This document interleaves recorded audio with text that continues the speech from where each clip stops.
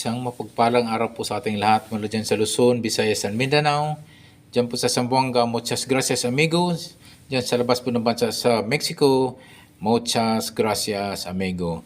Bago po ako magtuloy po, ako muna po magpasalamat po sa ating mga subscriber, followers at mga viewers po. Ito patuloy po nagpatronize po sa ating YouTube channel. Sa walawang sawa pagsubaybay po sa panonood. Thank you so much sa mga katits po nating subscriber at followers po. At sa mga viewers na rin po mga katits. Okay po mga katits, thank you so much po talaga sa inyong tulong po. At sa mga yun ng mga nagpapadikod po, maraming salamat po sa iyong pagtitiwala po sa akin pagdidikod ng mga treasure marker, symbols, and sign katits. At marami pong nagtatanong po sa aking minsan nakita ko sa aking mga comment section na saan po pwedeng ipadala po yung treasure marker, sign and symbol na pwedeng ipadikod at pwedeng ipanalisa po. Pwede niyo pong ipadala po sa akin sa Facebook page ko, Alejandro Sanchez. Yung aking profile po doon ay naka-sunglass po, naka-seed po ako doon. Yun po ang inyong pipiliin dahil po at marami pong Alejandro Sanchez po ang lumalabas doon sa aking Facebook page mga katiits. So marami akong kapakanan po doon mga katiits na lumalabas po. So ang piliin nyo po yung Alejandro Sanchez na naka-seed po, naka-sunglasses po ako doon. So yun po ang inyong pipiliin. Pwede po kayo doon mag-send o magpadala po ng inyong mga treasure marker, sign and symbol mga test para sa ma-analyze po natin, mag-analyze sa abot kong makakaya at pwede kong i-analyze o i-decode mga katiits. Okay po mga katiits, yung mga bagong subscriber ko po, yung mga bagong followers po at saka mga bagong viewers po. At ako po ay nagpapasalamat po ng malaki po. Maraming salamat po sa inyo sa patuloy po sa pagpapanood po sa aking mga video po ang pinalabas po dito. Yung aking tema po ng aking video po ay isang decoding po, isang pag-analyze po ng mga treasure symbols, treasure sign, and treasure markers mga katiits. Okay po mga katiits, tayo na po dadako po sa pagdidikod po. Ito po ay mayroon pong napakaganda pong treasure marker na ito po ay isang man-made na ito ay sadya pong inuukit po sa platted stone na ito po ay natatagpuan po natin katiits. Ito ay pinadala po sa atin upang ipinaalisan niya o pinapadikod po sa atin ang isang treasure marker. So isang footprint, isang kaliwang papo na mayroon po na mapapansin ko dito sa isang platted stone po na ito po ay sadyang inukit, sadyang in-engrave po sa bato mga katiits. Isang footprint sign po ito ng isang positive item po mga katiits. So yan po ay madalas po yan ay ginagawa po ng mga Japanese po or Korean and Chinese soldier mga katiits. So yan po yung isa pong nakikita ko, napapansin po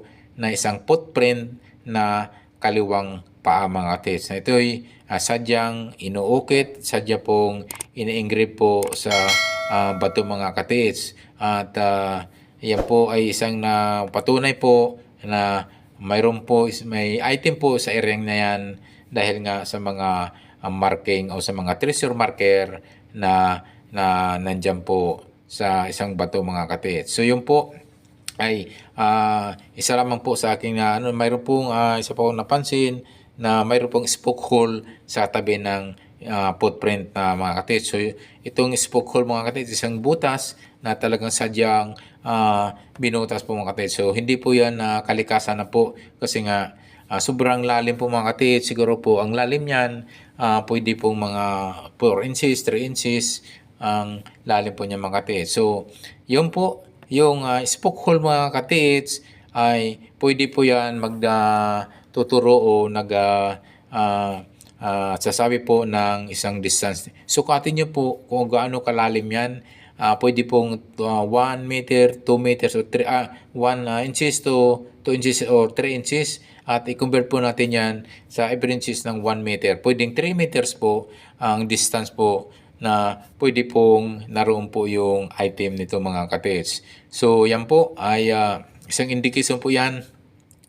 At yung isang spoke hole o tinatawag na butas ay isang item po. Ay nagtutukoy yan po ng positive item dyan sa area yan mga ka-TH. So yun po ay ang gagawin niyo po ay mayroon pa akong napansin po dyan palang isang triangle na dyan sa tabi niya mismo. So tatlo pong kinakita dyan yung isang footprint na kaliwa at isang spoke hole na butas po at isang naka-engrave po na napakababa po na triangle shape mga ka-TH. So po, isa pong nagpahiwatig po niya na isang positive item po sa areang na yan mga ka-TH. So yan ay i-check nyo po yung mismong bato na pinaglalagyan po ng mga markers mga ka-TH. Tulad po ng footprint, isang spoke hole at isang hugis triangle mga ka-TH.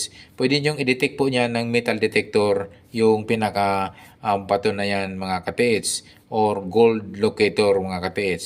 Or pwede nyo pong pukpukin po ng maso po yung pinaka buong bato na yan. Baka mayroon pong tinatawag na rock enclosed item po.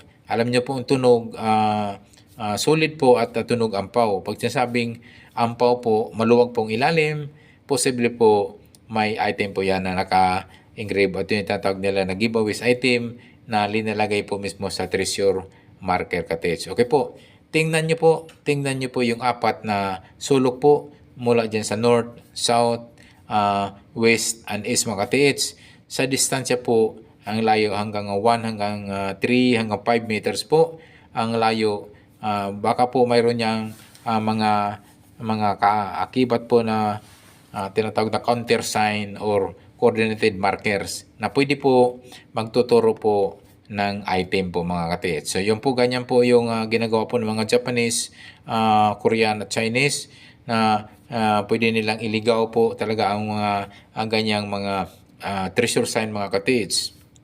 Mayroon pong nakakuha nga mga ka-TH na yung sign ay nandun sa north, yung item po ay nasa south. So baliktad. Opposite po yung pagkalagay po nilang So ganyan po talaga para lang hindi mailigaw po yung mga treasure hunter na ito yung naghahanap, nagtitreasure po ng item mga ka-TH. So ito po, yung west and east mga ka-TH, yung apat na sulok, i-check nyo po na hindi kalayuan po ng 1 hanggang 3 meters hanggang 5 meters po ang layo ng distansya. Mayroon po yan tinatawag na countersign or tinatawag na coordinated markers mga ka-TH. So, yung kaligtaan po mga ka-TH sa paikot niyan, sa paligid niyan, yung apat na kanto, yung apat na sulok sa north, south, west, and east mga ka-TH. So, yun po ay isa pong indication po yan na yung footprint mga ka-TH na nandyan na naka-engrave ay mayroon na naka-expose po niyan isang footprint din po ang yung markers na yan. At alam niyo po mga ka-TH, yung footprint kaliwa din yung mga ka-TH, pero yung item ay nandun po nakita sa may bandang east mga ka-TH. So ibig sabihin, itong markers nito mga ka-TH, itong footprint ay bandang kaliwa. So ngayon po, so, ang nito mga ka-TH, pwedeng baka nasa bandang kanan po na naman to ang item mga ka-TH. So, kaya nga mga ka-TH, i-check nyo po yung bandang is po ng 1 hanggang 3 hanggang 5 meters po ang distansya. Na baka po posibleng mayroon yan tinatawag na countersign, mayroon yan tinatawag na coordinated markers mga ka-TH. Or doon sa opposite side niya mga ka-TH, dyan sa west area mga ka-TH. Sa distansya rin po ng 1 hanggang 3 hanggang 5 meters po ang layo mula dyan sa pinaka-marker mga ka-TH. Yun po as well as the kanyang sa north area mga ka-TH, 1 hanggang 3 hanggang 5 meters din po ang layo. Ang distansya po mula sa pinaka-marker mga ka-TH. Yun po ang inyong titingnan po. Baka mayroon po yung mga coordinated countersign o mayroon tinatawag dyan na mga counter stone o mga maliliit na stone po na ginagawang markers mga ka-TH. Ganon din po sa south. I-check nyo din po. Same distance po. 1 hanggang 3 hanggang 5 meters po ang layo mga ka-TH. So yun po mga TH. Sana po nasundan nyo po. Nasundan po ng ating ka-TH na nagpadala nito na napakaganda pong treasure marker na pinadala po sa atin upang i-decode o i-analyze sa ating mga ka-TH. Thank you so much pala sa inyong pagtitiwala sa akin na ako po inyong napili sa pag-decode at pag-analisa po ng treasure marker mga ka-TH. Okay po mga ka-TH, pwede po magtisdig po sa sinasabing mga distansya po mula ang 1 hanggang 3 hanggang 5 distance po sa east, sa west, sa north, and south mga ka-TH. Sa lalim po ng 1 meter hanggang 1.5 meter, pwede kayo magtistig noon mga ka-TH.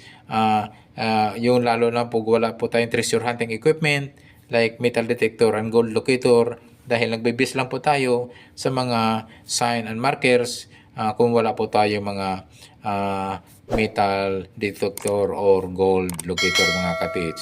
Okay po mga ka-TH, nawa po ay tayo po tulungan po pong may kapal. Tayo po nakakuha na po tayo ng item na ating mga tinitreasure mga TH. At sana po ay nasundan po natin ka-TH yung mga guidelines, yung mga pointers po nating tinatalakay po ngayon. Sana po ay kanyang nasusundan po. Ako po ay humingi po ng favor sa inyo mga ka-TH. Yung mga bago pa lang sa aking YouTube channel, please don't forget to subscribe and also don't forget to hit the notification bell button para updated po kayo sa mga video ko pang ipapalabas.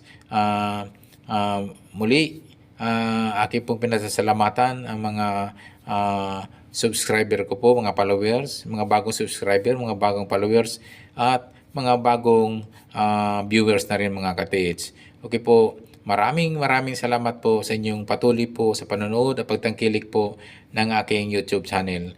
Yung mga bago pa lang sa aking YouTube channel, don't forget to hit the notification bell at mag-subscribe na rin mga ka-TH. Thank you so much for watching. God bless us always.